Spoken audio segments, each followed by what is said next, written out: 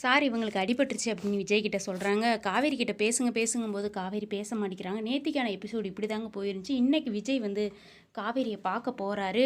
என்ன காவேரி இப்படி பண்ணிட்டேன், நான் உன்னை வந்து பெரிய போஸ்டிங்கில் உட்கார வைக்கும்போது இந்த மாதிரி நீ பண்ணிட்டியேன்னு பயங்கர கோவத்தோட காவேரியை பார்க்குறதுக்காக விஜய் வேகமாக போகிறாரு. ஏன்னா காவேரி மேலே இருக்கிற காதல்னால காவேரிக்கு அடிபட்டுருச்சுங்கிற பயத்தோடையும் போயிட்டுருக்காங்க.